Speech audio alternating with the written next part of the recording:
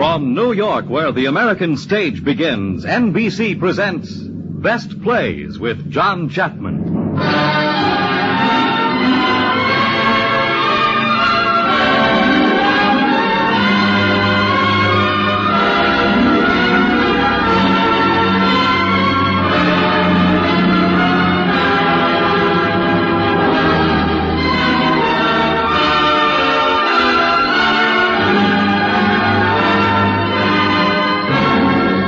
Best Plays, a series of hour-length dramas based on the famous theatrical books begun by the late Burns Mantle, now edited by the distinguished drama critic of the New York Daily News, John Chapman.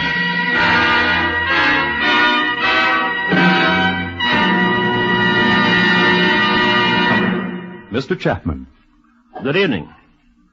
For myself, the test of a fine play or a fine performance is a simple one. After I've seen it, do I want to stay up half the night, or maybe all the night, talking about it? That's just what happened to me on the cold evening of February 3rd, 1938.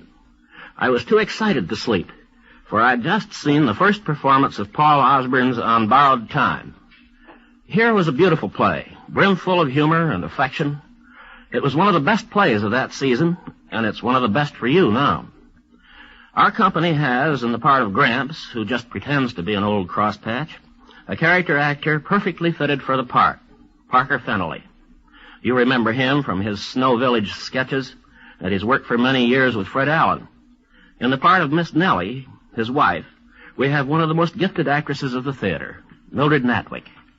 If you saw her, you will remember her as the spinster secretary in Shaw's Candida, and as the slightly crazy fortune-teller in Blythe's Spirit. In the important part of the little boy is David Anderson, who is a veteran actor in spite of his extreme youth.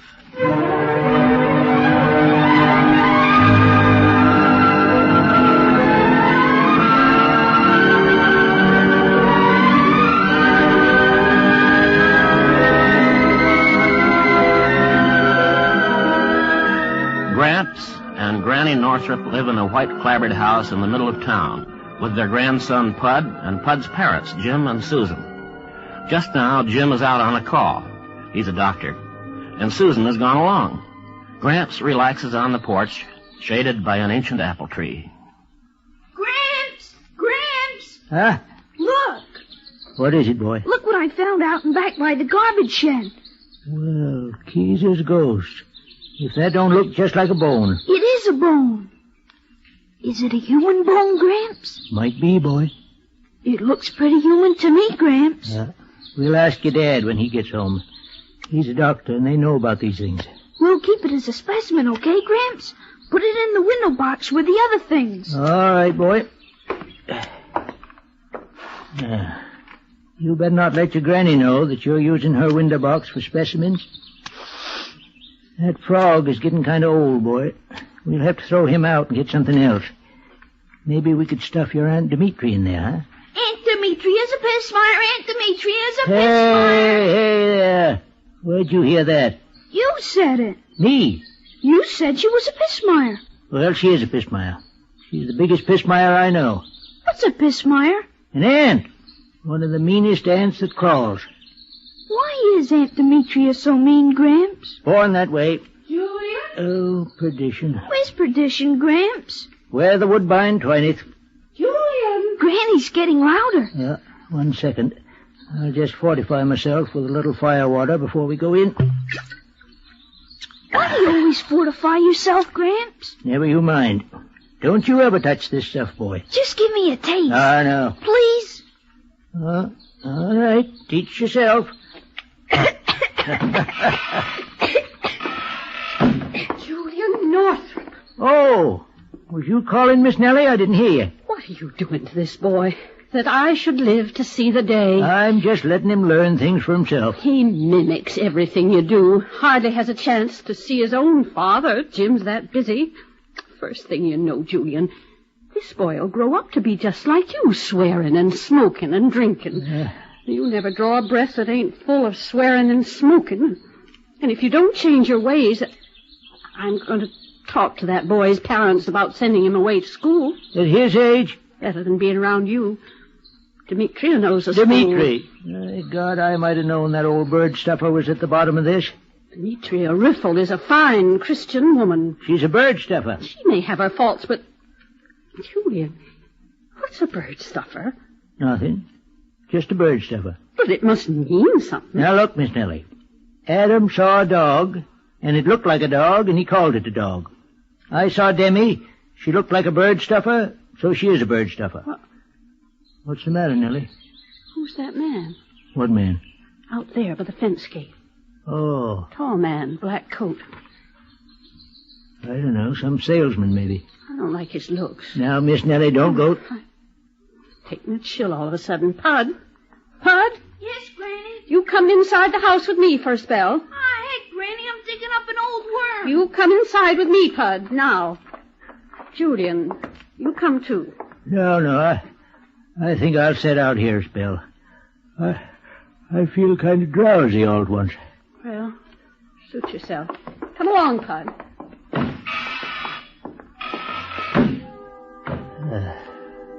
Guess I ain't as young as I figured. Mr. Julian Northrop. Huh? You shouldn't come up on a fellow like that. You give my heart a real twitch there. You are Julian Northrop. I am? Who are you? What do you want? I request that you come with me. You do, huh? Where would that be? Where the woodbine twineth. Where the Say, I said that. I just made that up out of my head a little while ago. Who the old Harry are you? You may call me Mr. Brink. Ready to come along now? Now, you look here, Mr. Brink. I don't like you. I wouldn't go to a rat fight with you. So now you know. I'm sorry to hear that. And I don't like the way you snuck up here. So get, pack on sail for... You see? Your heart is failing. It's time for you to come with me. No, tain't. I ain't going nowheres. Now you get the blazes out of here. You get off my son's property. Julian? Get now. Julian, who are you shouting at? With that fellow in the black coat, Well, I'll be doggone. Where is he? He's gone. What did he want? I don't rightly know, Miss Nellie. Gramps, who was that man? Oh, you see him, did you, son? Sure, who was he? He wanted me to go with him. Say, you suppose he... Now, who do you suppose that is? Better answer it. Sounds like somebody told the operator to really keep at it.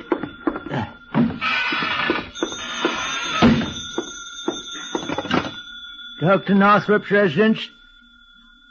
What? But it can't be. Well, there was just... Yes. Bring them both home. Who was it, Julian? Why? What is it? Julian, what is it? Nellie, it's Jim and Susan. What about them? They was both killed in an auto crash. Gramps! Hey, Gramps, I just found a new kind of stone, Gramps! Come on out and play!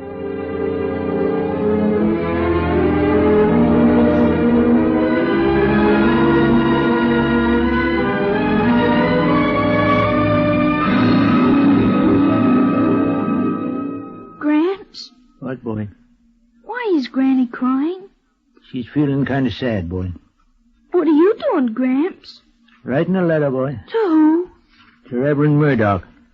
He's the one who talks at the cemetery, ain't he, Gramps? Yeah, he's the one. Granny, What, Pud? my papa was a brave man, wasn't he, Granny? Yes, dear. He turned his automobile right off the road so he wouldn't hurt a little boy, just like me. That's right, dear. But I must never forget that my mama and papa were taken from me, and I will never have any others. I'm an orphan. Who told you that dribble? Aunt Demetria. That darned old pismire. Julian. Telling a boy things like that. The old hellion... Don't swear in front of Pud. I'm going to swear when I'm older. Gramps said I could. Did you say that, Julian? Yes, I said it. Now, let me finish this letter. What's so important about that letter? I'm sending Reverend Murdoch $50. $50? He looked kind of shabby when he was preaching that funeral sermon. I reckon preaching don't pay what it used to. Call it my good deed for this lifetime. Good deeds and leading a Christian life is two different things. I reckon. If you do a good deed and make a wish, it'll come true. What's that nonsense? It's true, Gramps. If you do a good deed and make a wish, the wish will come true. So make a wish, Gramps. All right. Soon as I think of a good one, boy. Who the devil's that? Come in. Why, hello, Demi. I was passing by. I thought I'd stop in. Hello, Julian. Yeah. There's my poor little lamb. Got a kiss for your Aunt Demetria. Why, what's the matter? I've had too much ladies' arms around me lately. Too many arms. Well, I'd like to have none arms around me for a while. Well, that's all right. Poor little Lammy, still thinking of his mama and papa. Oh, leave the boy alone. Julian. There, Lammy. Your Aunt Demetria understands. God has taken... Did you hear me, you old hellion, you? Would you deny the child Christian comfort? Oh, the howling blazes with Christian comfort. Come here, Pud. I hate you. Good boy. Julian, you're a demon. You whited sepulchre. Whited sepulchre, huh?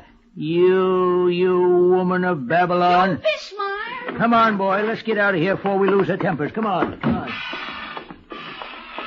Well, did you hear that? He called me... I know. Revelation 17:5. Don't say it, Demi. Right in front of that sweet boy. I warn you, Nellie. It was bad enough when the boy's parents were alive, but now, with only Julian to teach him, why, he'll be swearing and blaspheming before you know it. I'm as worried as you are, Demi. You can't take care of him by yourselves. Well, we've got young Marcy Giles coming to live with us. She's going to help look after Pud. Did you say Marcy Giles? Moved in this morning. She's downtown buying a few victuals.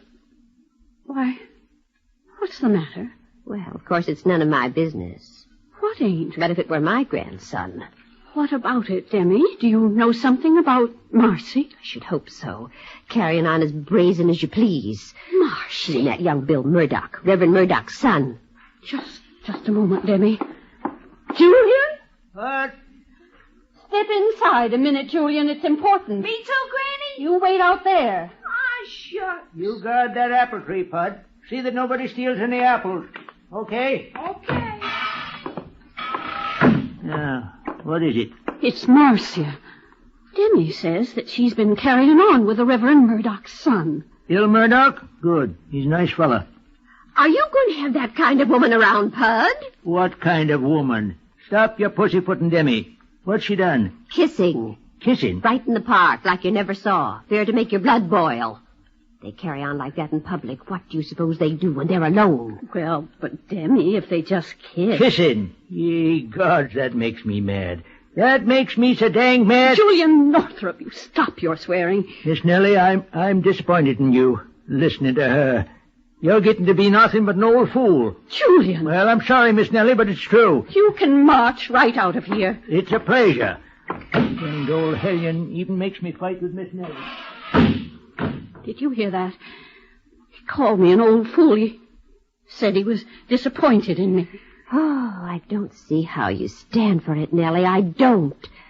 It just isn't any place to bring up a young boy. Always swearing and smoking that smelly old pipe. I wouldn't be surprised if the Lord took Jim and Susan just as a punishment to him. Oh, well, he don't mean all them things, Demi.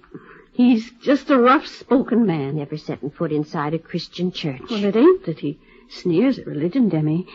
He just don't have no interest. Well, it's no place for a boy of Pud's age. I suppose you're right. Sometimes I wonder if maybe you shouldn't bring him up. Me? After all, he's your own sister's child. Julian and me ain't getting any younger. Matter of fact, Demi, I ain't told a soul, but I've been feeling right peaked lately. I'm sorry to hear that. And Pud is your own sister's child. I've often thought of it, Nellie, but I couldn't afford to give Pud the things he needs. Unless Jim left a will or something. Did he, Nellie? He did, Demi. Well, think of that. And how much, is the little lammy taken care of? Jim left $15,000. $15,000? Dear little lammy. Nellie, maybe you're right. About what? Maybe I should adopt Pud. Adopt him. I could take his things over with me now, and in the morning I'll go down to Mr. Pilbeam's and have the papers drawn up for you to sign. Now, just a minute, Demi. I don't want you putting words in my mouth. Well, you said yourself. I just meant maybe he could live with you and visit over here every day. Well, if you want him exposed to all this blasphemy. Oh, I don't know, Demi. I just plumb don't know, and I'm too tuckered out to think about it. Maybe if I just put my head back and think for a moment. Very well, Nellie. You make up your own mind. Just remember that the boy is being spoiled. I'll be by in the morning. Goodbye, Demi. Goodbye, Nellie. You get some rest. You don't look very well.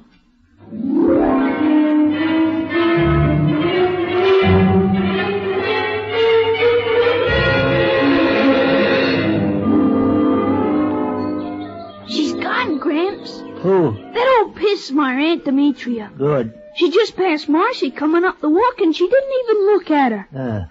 Well, we'll look at her twice, just to make up for it. Here she comes. Gosh, I sure wish Granny would knit me a sweater with bumps on it the way Marcy's has. Hush, child. You're too young for such talk. Hiya, Marcy. Hello, Pud. Hello, Mr. Northrop. I got the groceries. Marcy, come here. Yes, sir. Don't you know it's a sin for a girl to kiss men in the park? Well, I didn't kiss men. I only kissed one man. Oh, well, that's different. Next time, you bring him up here and kiss him. What? I say you bring Bill Murdoch up here and kiss him. Time we had a little kissing in this house again. How the blazes is Pud going to learn about kissing if he don't never see none? Mr. Northrop. You in love with Bill? We're engaged. I kind of thought so.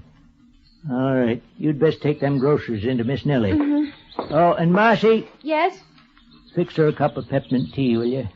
She's been looking kind of peaky lately. All right, Mr. Northrop.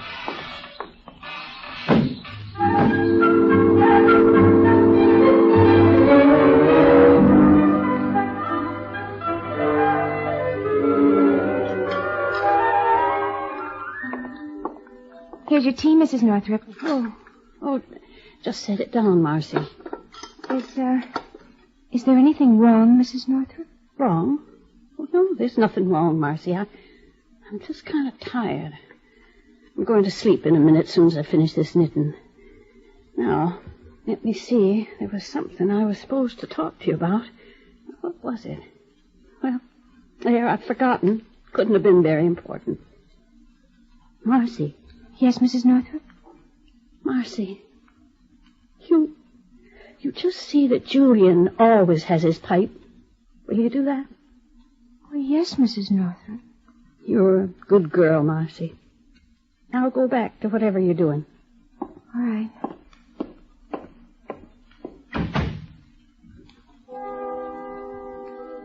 Don't you think you have done enough? That you, Julian? No, not Julian. Who is it? It's Mr. Brink. You seem rather tired. I am kind of tired, Mr. Brink. I thought so. Well, you're to come with me now. Come with you? See here. What call have you to come button in here? I usually come to bedrooms. It's much more comfortable. What is? To come with me. Why should anyone go with you? It's customary. Oh, well, you might as well sit down and wait, because you needn't think I'll stir until I've finished this knitting I'm working on. I'm narrowing off at the top now. Yes, I know you are. What do you know about knitting? I don't mean the mitten, I mean you. What a fool thing to say. Don't you know a lady from a mitten? Yes, I know a lady from a mitten. I know many things. I'll wager I could show you a thing or two about knitting. No doubt. Are you ready now? Wait. Just a minute. I'm almost finished. There. That's got it. Don't that red stripe look well with the gray? Excellent, my dear. Excellent. Now we must go.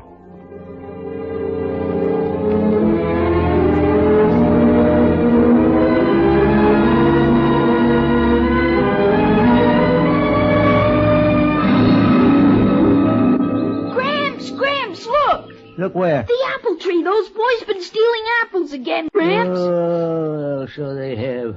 Looks like they got away with it, too. They always get away with it, Gramps. You never catch 'em. Well, now, one of these days, you just wait and see. I don't believe you even try. Oh, don't I, though? I swear, I wish that anybody who climbs that old tree from now on would have to stay up there until I let him down. Gramps, you made a wish. Huh? A wish. You wished that anybody who climbed that tree would have to stay there until you let him down. Yeah, so it did. A lot of good it'll do me. Oh, but it will, Gramps. I bet we catch somebody and keep them there for 100 years. 1,000,000, maybe. You know something? We better start eating some of them apples ourselves before they're all gone. I'll get some. You'll let me down, won't you, Gramps? Well, I reckon so, yeah. Boost me up, Gramps. Okay, boy. Easy now. 1, 2, up you go. Got the apples? I got 'em, Gramps. Yeah. Great big red ones. Now, you know I can't get down until you let me. My Lord and Miss Boopy-Doop, you sure do beat the trolley cars, boy. I wished it, Gramps. Yeah, I reckon they did, boy. Well, in that case, I'm liable to keep you up there all week, maybe 100 years. But you said I could come down before, Gramps. Yeah, I changed my mind. Matter of fact, I might leave you there while I go down to Millball Park to pick up another frog for our collection. Then I'm coming down. Oh, but you can't, boy, 'cause you're under my magic spell. Gramps! Huh? I can't let loose. No, of course you can't. You can't go breaking my spells like that. But honest, I can't, Gramps. That's what I said. Let me down, Gramps. Let me down, please. My arms is tired. Gramps! Gramps, let me go. Gramps! Gramps! No, you're stuck now. Oh, what's the matter, boy? Gramps, please, I really can't. All right, come down. I break the spell. I couldn't let go honest. I thought you was just fooling. I was fooling at first. Then my hands wouldn't move. Doggone, boy. If I don't believe you really thought that tree could hold you. Well, come along. Let's go inside and see if Master's got lunch ready yet. Gramps. What? There's that man again. What man? The one in the black coat. He's just going down the walk. Well, sure it is. He must have come out of the side door of the house. What's the matter, Gramps? I don't know, boy. I got a sudden sort of a chill. Come on, we best go in and make sure Miss Nellie's all right. Miss Nellie? Miss Nellie? Here comes Marcy downstairs. Come quick. What is it? It's Miss Nellie. What's wrong? I'm not sure, but I think she's... She's what? She's what? Speak up, girl. I think she's dead.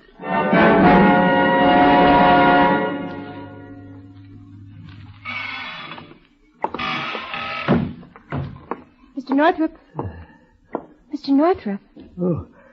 Oh, hello there, Marcy. I must have dozed off. Ain't that remarkable, Marcy? For a minute, I dreamed it was last week. And Miss Nellie was alive.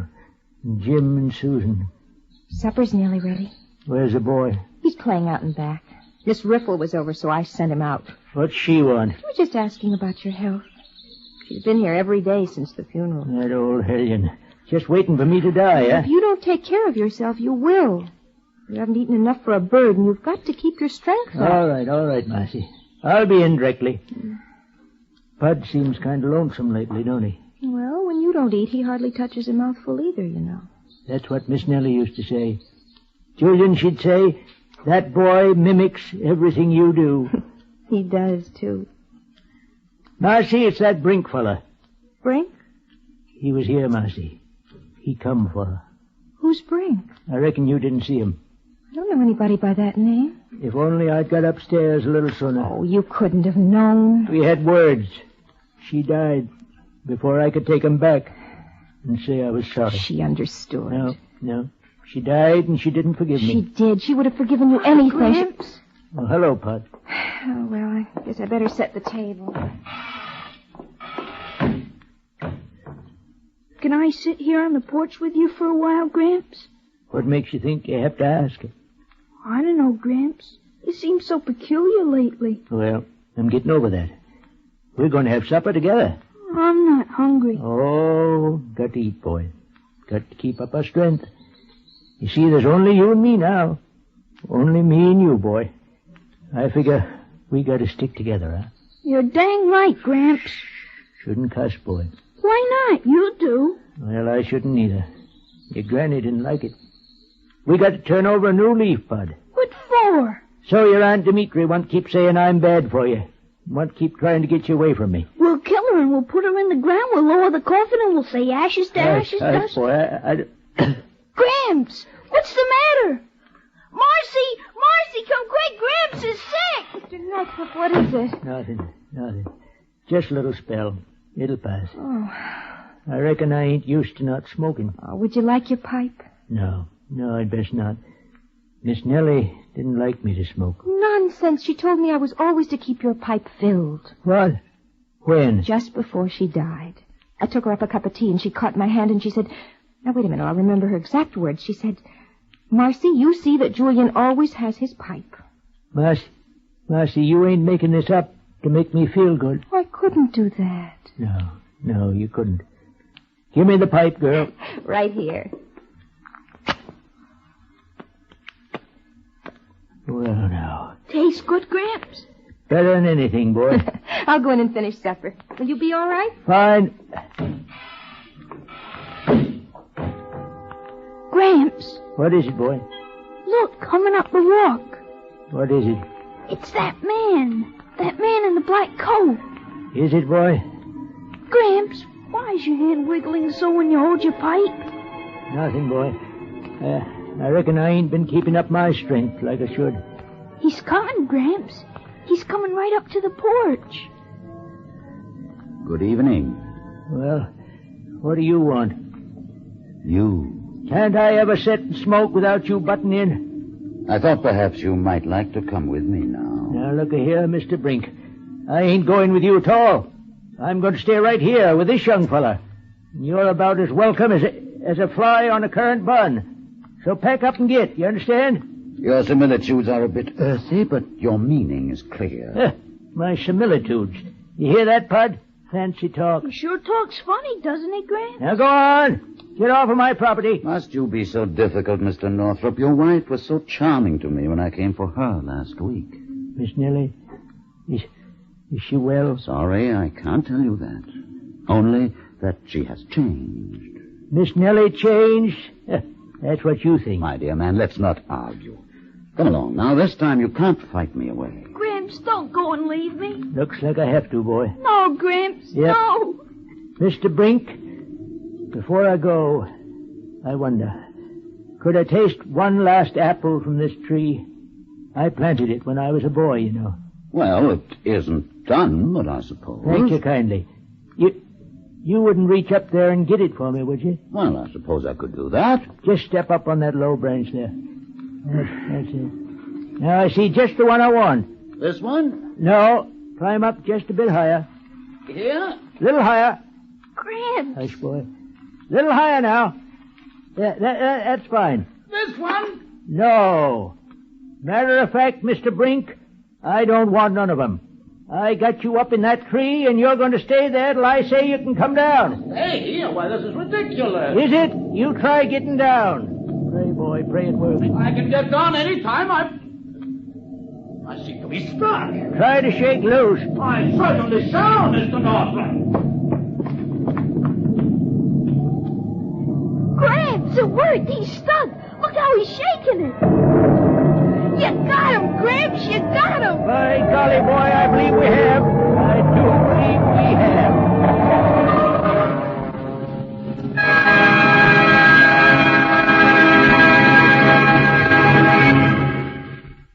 In a moment, we will continue with Act 2 of the Best Plays production of On Borrowed Time, starring Parker Fennelly and Mildred Natwick. This is NBC, the national broadcasting company.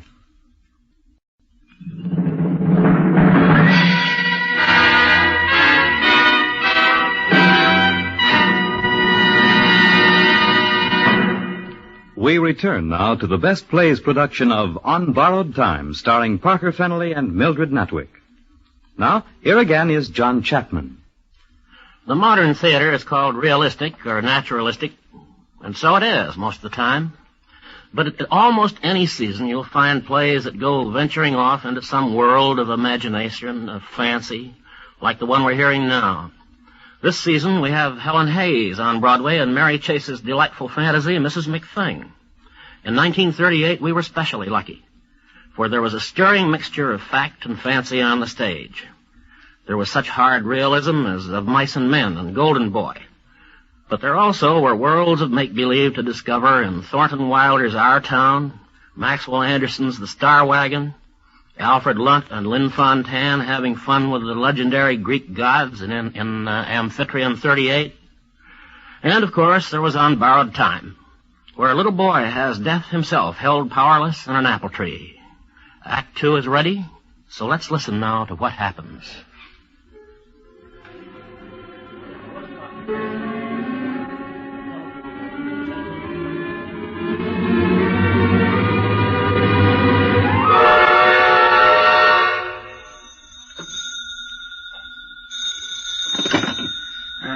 Dr. Evans. Doctor, this is Demetria Riffle. Oh, yes? I hope I didn't disturb your sleep. No, I usually sit awake all night waiting for calls, especially now around 1 in the morning. I need your help, Doctor. Is something wrong? It's Julian. Oh, heart? No. What is it? Doctor, what would you say if I told you that Julian Northrup is out in his front yard right now building a fence around his apple tree? At 1 in the morning? Right now. I'd say he'd gone completely crazy. Well, he's out there. Good Lord. And what does he say? He says he has a man in the tree, a man named Mr. Brink. Who's Brink? Julian says he goes around taking people away with him when it's time for them to die. Holy smokes. Are you sure he said that? Not only that, Doctor, but he says that touching the tree is the only way anybody can die. There is no more death in the world until Julian lets Mr. Brink out of the tree. Now, look here, Demi. Do you think Julian really believes this, or was he just spoofing you? Oh, I think it's pretty plain what's happened, Doctor. All this death in the family's touched him. He's an old man, and his mind suddenly snapped. I find it hard to believe. I called you so you'd come over and take a look for yourself. Huh? Now, look, couldn't we make it in the morning? Dr. Evans, my nephew Pud is living in that house. If Julian is insane, I intend to get the boy away from him before something terrible happens. Well, I'm not a psychiatrist, Miss Demetria, but I'll go over there. If I think Julian's out of his head, we'll get a court order and get the boy away. You meet me there in, say, 15 minutes.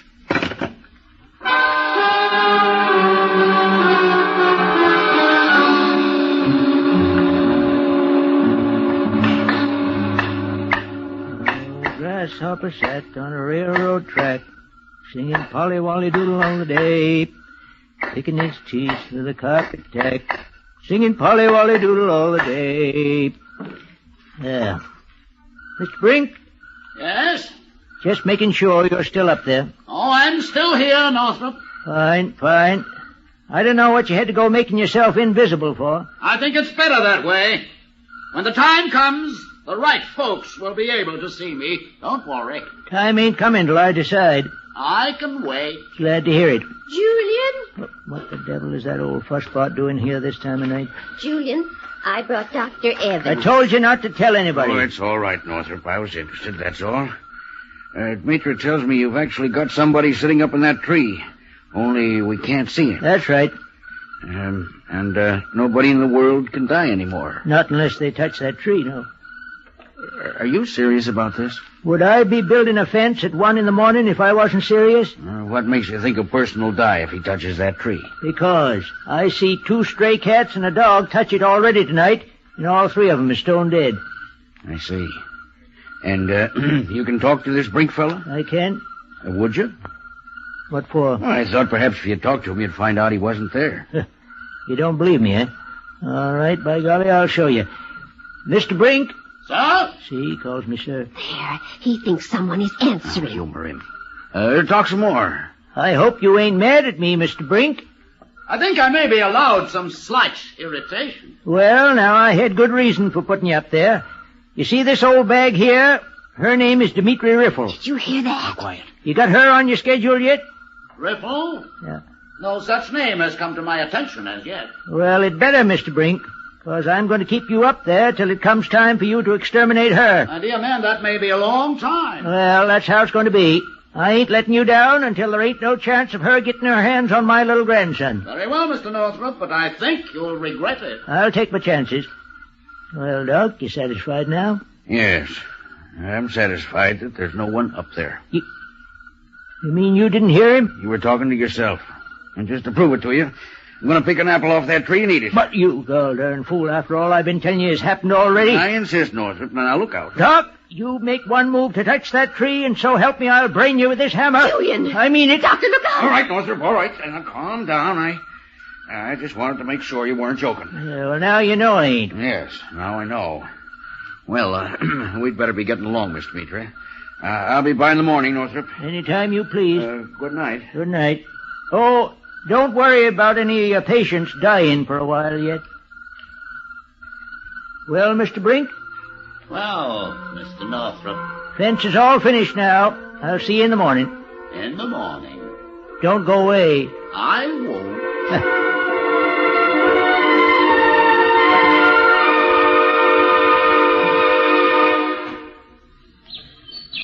Oh, the king of Masonia wore a crown upon his seat. How's that? The king of Masonia wore his crown on his seat. You don't say. What'd you do to your finger? I heard it when I was helping put away the tools this morning. But Marcy put a heap of tape on it, so I guess it's okay. A heap of tape. I guess you mean adhesive tape, huh? A heap of tape. Gramps, Yes, boy. is he still up there? Mr. Brink, I mean. Still up there. Gosh. Northrop, Yeah, what is it, Marcy? a couple of gentlemen inside to see you. Gentlemen, see me? Dr. Evans and some other man, I don't know. They came around the side. I'll be right in. You stay out here, Pud. Don't go near that tree, do you hear? Okay, Gramps. Well, morning, Doc. Northrop, this is Mr. Grimes. Pleased to meet you. Likewise. I was telling Mr. Grimes about your tree. Oh, I reckon you don't believe that he's up there either, Mr. Grimes. Oh, sure, I believe it. I was just going to ask you to come along with me and meet a fellow at my place who wants to hear about it. Oh, well, it's this way, Mr. Grimes. I don't want any more people knowing about this. You see, I want... Northrop, there's no point in beating around the bush. I've got a court order here to take you to an insane asylum. I want... Now, it's What? this way, Northrop. Demi put you up to this so she can get the boy. There's no use fighting it, Northrop. Listen, there ain't nothing wrong with me. Now, are you coming along like a good fellow, or do I have to put a straitjacket on you? You'd do that, would you? Unless you're a good fellow. Well, I reckon I might as well go along peaceful then. That's a good fellow. Of course, I can't go without my badge. What badge? My veteran's badge. If I'm going to march up to that bug house, it's right in the desk drawer. I'll get it. Now, Northrop. It's all right, Doctor. You got to know how to handle them. That's it. Here it is, right here. Now then. Northrop, put down that gun. Hold still. Put it down. You know, you got to humor a crazy person. If you don't humor me, it's liable to drive me plumb wild. Now, be reasonable, Northrop. That's just what I'm going to do.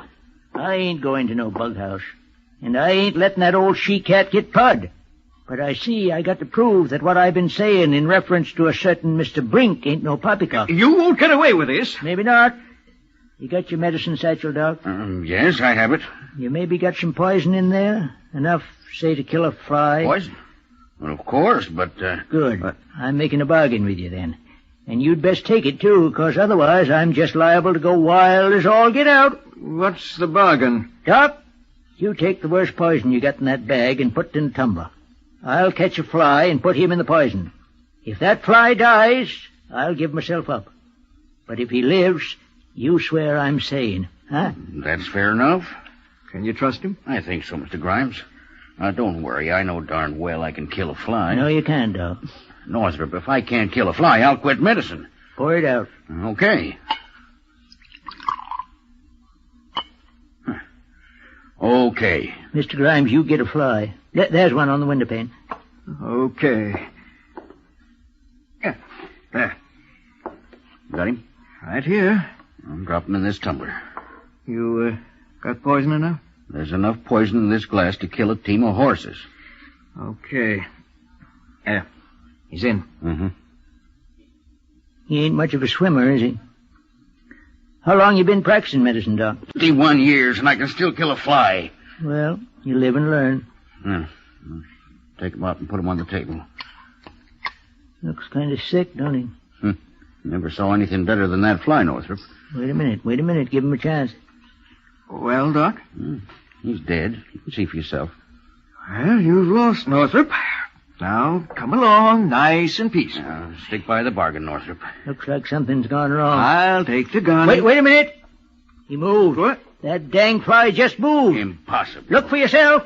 He's drunk as a lord, but by gracious, he's moving right across that table. God, you didn't give him enough poison. I gave him enough for 1,000,000 flies. Now do you believe what I've been telling you about Mr. Brink? To heck with that. You put down that gun, Northrop. You're coming with me. Hey. I don't know what kind of trick this is, but I'm not falling for it. Grimes, you promised. I came to get him, and I'm going to do it. So you still don't believe it, eh? Put it down. And you ain't going to keep your word. Well, by God, there's another way of proving it. Doc, if a man was shot right smack in the belly, he'd die, wouldn't he? Northrop, don't do it. You crazy fool. Okay, Mr. Grimes. You're an experiment now. Grimes, look out.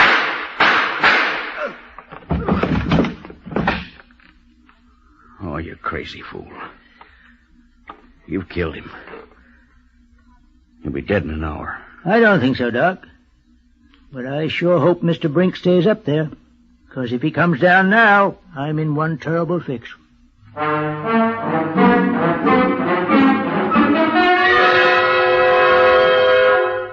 Mr. Northrop. What is it, Marcy? Dr. Evans is back. Where? Out by the apple tree. He's got Sheriff Tilbeam with him. The sheriff? Holy consternation. You don't suppose Mr. Grimes up and died? I don't think so, but the two of them are acting kind of peculiar. How's that? They've got a fishing pole, and they're fishing through that fence you built around the apple tree. Concerned fools. Let me get out there.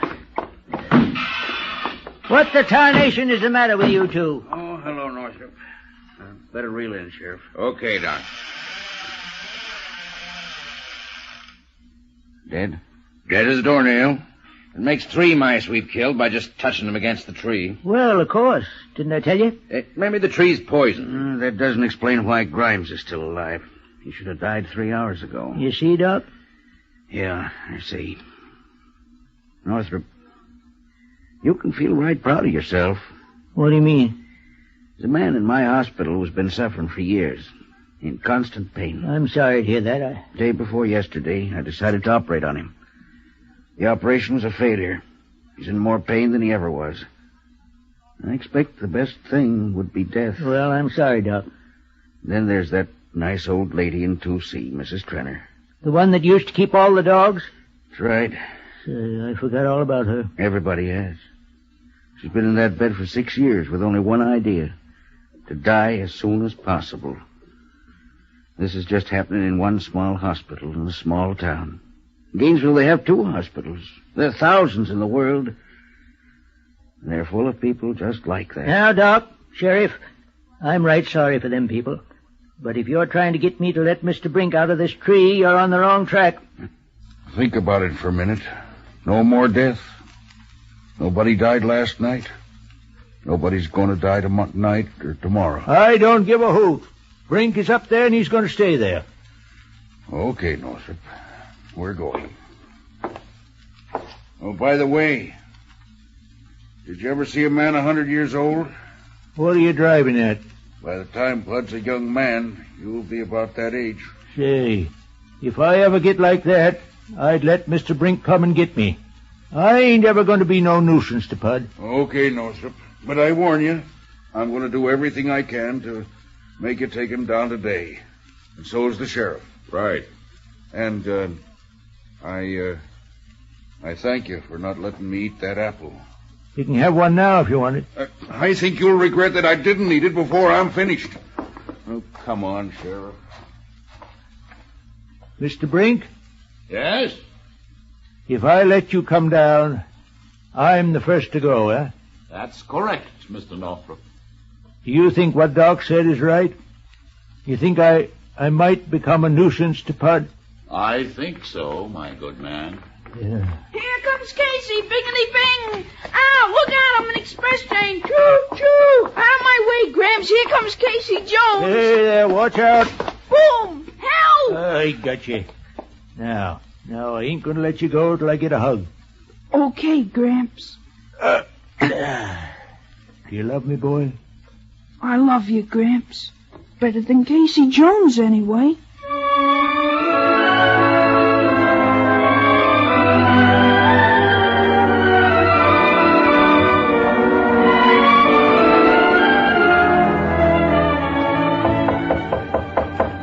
See who that is, Marcy. Well? It's Miss Demetria. The sheriff and Dr. Evans are with her. I'll see him outside. I don't want that woman inside my house. Well. What brings this delegation? I'm here because Dr. Evans asked me to come, Julian. Northrop, the sheriff here has a paper on you. What kind of paper? Read it, Sheriff. Skip the hogwash. Read the important part. Whereas Dr. James Evans, having testified that Julian Northrop is incapable of managing himself or his property, it is the order of this court that he be committed to the Gainesville Institution for the Insane. What? According to the laws of this state. And it is further ordered that custody of the child, John Guilford Northrop, known as Pud, be awarded to his Aunt Demetria Riffle. So, that's your game. That's my game, Northrop. I warned you. I'll be good to the boy while you're in the asylum, Julian. Come along, Northrop. Pretty smart, ain't you, Doc? You figure I'll let Mr. Brink down before I'd go to the asylum. That's what I figured. Well, you just figure wrong. Because I've just about decided that I ain't so good for Pud anyways. Now, if you'll give me a minute with the boy, I'll come along with you. No tricks now. I just want to talk to him. I'll be out in a minute. I don't know. Let him go in, Sheriff. Okay, Doc. Pud? What's up, Gramps? Sit down here, boy. Sure, Gramps. What's the matter? Pud, I'm going away. Going away? But where? Where the woodbine, twineth, or thereabouts. But why? Well, Pud, you see, I'm getting to be a pretty old man now, and I'm kind of tired. Let's lie down and rest then, Gramps. It ain't quite that simple, boy. I'll go with you. No matter where it is, I'll go with you, Gramps. No, you can't go with me. But I want to. I love you, Gramps. Don't go away. You shouldn't love me that much, boy. You see, Pud, I've been thinking things over. Maybe it ain't such a good thing you're living with me anymore. Oh, Gramps. And you know, maybe your Aunt Demetria, she ain't as much of a pismire as we thought she was. Gramps. No, sir. Maybe if you was to go and live with her... What's the matter, boy? Why are you pulling away from me like that? Don't you love me anymore, Gramps? Of course I do. It's just that I got to go away. But I'll go with you. No, you can't, boy. Please, Gramps, No, please. no. Then I don't love you anymore. I don't. I'm going away from here. I'm going far away. Pud! Oh.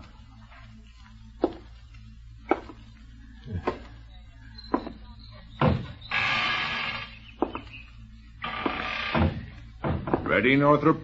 In a minute. Demi? Yes, Julian?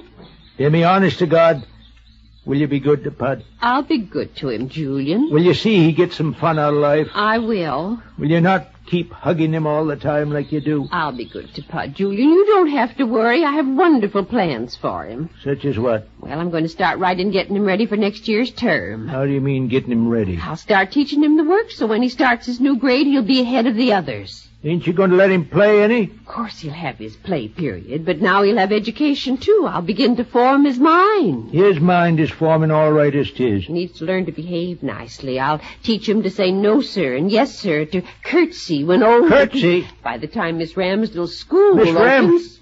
That's a girls' school. Not anymore. They're going to have 3 little boys next year. Oh, you're going to make that boy into a sissy. By God, you still are a pismire. Don't try anything, Northrop. You're still coming with me. You think so, Sheriff? I know so. Mr. Brink! Who's he talking to? This may be what we're waiting for. Let him talk. Well, Mr. Brink, kind of looks like the time has come. Yes, the time has come now. I expect you're ready. As soon as you say the word. I hope you won't hold it against me. The only reason I kept you there was to keep Demi from getting the boy. I've taken that into consideration. I was going to let you down just as soon as you had word to take her. I know, but there's been no call for her yet.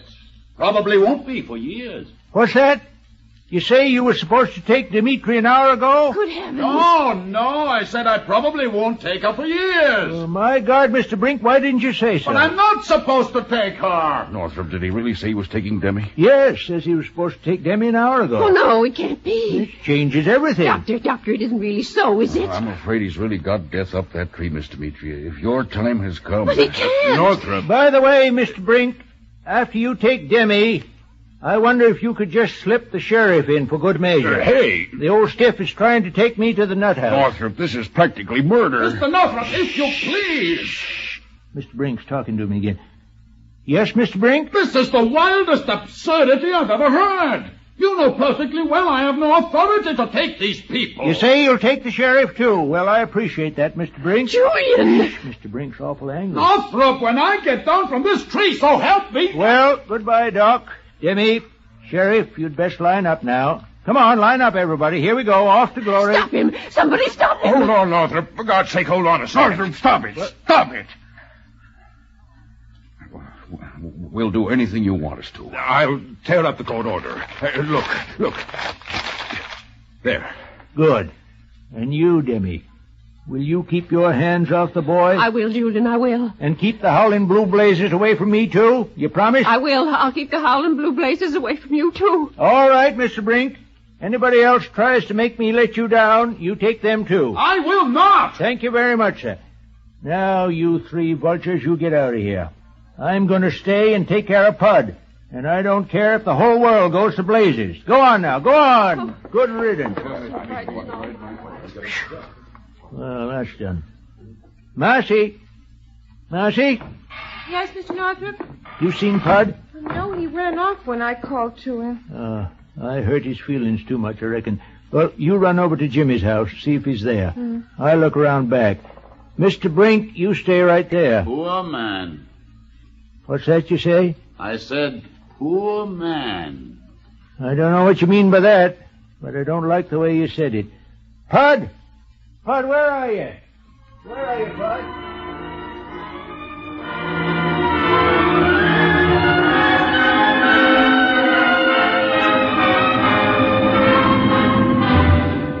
Well, hello there, Pud. Oh, Mr. Brink.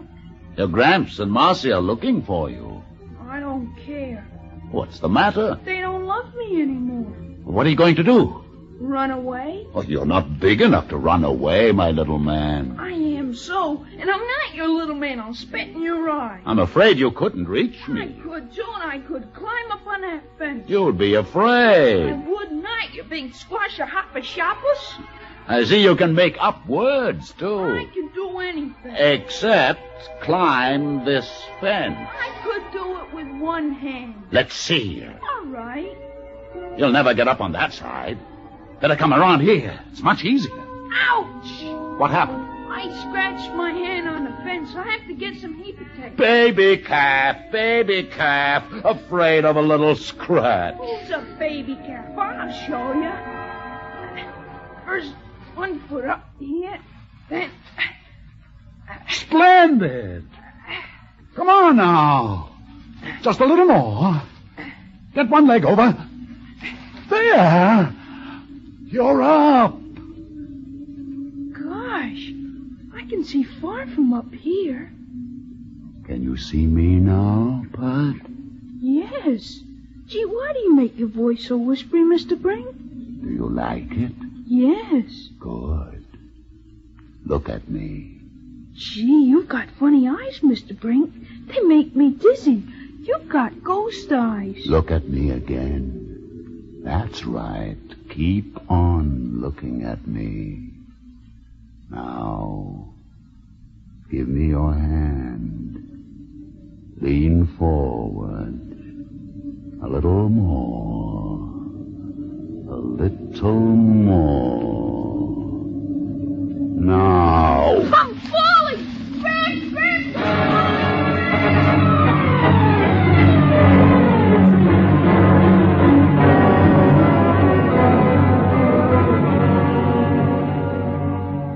Gramps.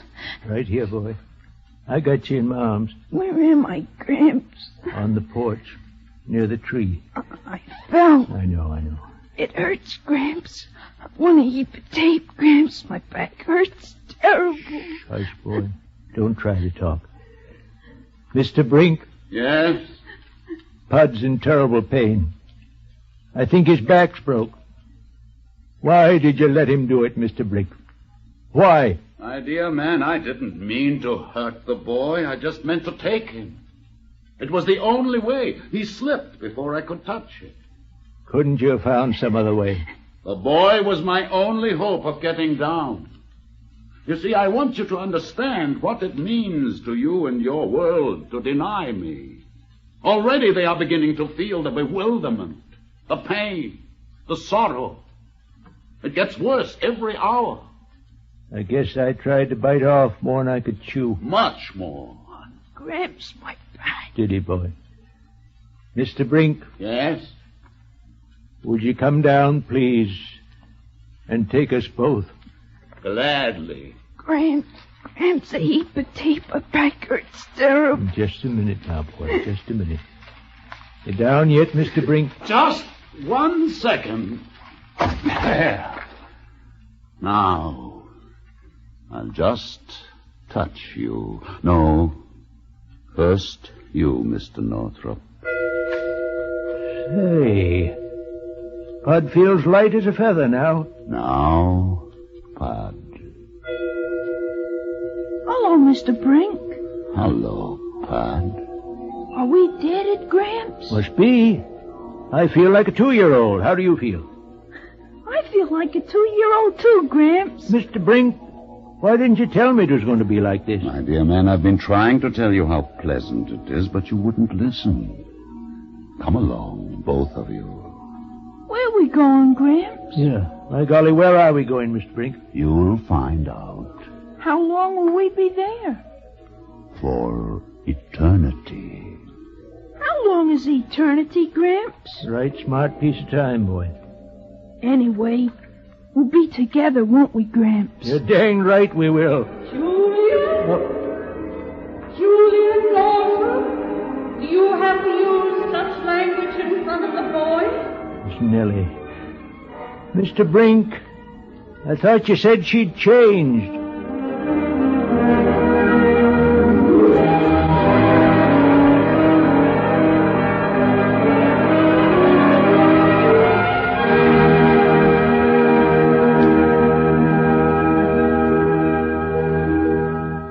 You have just heard the Best Plays production of On Borrowed Time by Paul Osborne, starring Parker Fennelly and Mildred Natwick. And here is your host, drama critic John Chapman, with a closing word. Wherever they are now, Gramps and little Pud are not deaded. Nor will they be, so long as there is a theater somewhere. It was a privilege to bring you this best play by Paul Osborne. And I might add that Mr. Osborne has another success on Broadway right now, Point of No Return. Next Sunday, for a change of pace in this series, we'll bring you what I consider the best thriller of the modern American theater, Patrick Hamilton's Angel Street. The company will include the stars who played in the Broadway production, Vincent Price, Judith Evelyn, and Melville Cooper, with Elizabeth Eustace and Marjorie Maud. This is Chapman saying goodbye until then. On Borrowed Time by Paul Osborne was adapted for radio by George Leffert. Supporting Parker Fennelly and Mildred Natwick were David Anderson as Pud, Agnes Young as Demetria, Peter Capell as Mr. Brink, Terry Keane as Marcy, Louis Van Rooten as Dr. Evans, Carl Weber as the Sheriff, and Bill Griffiths as Grimes. Ed King directed. This is NBC, the National Broadcasting Company.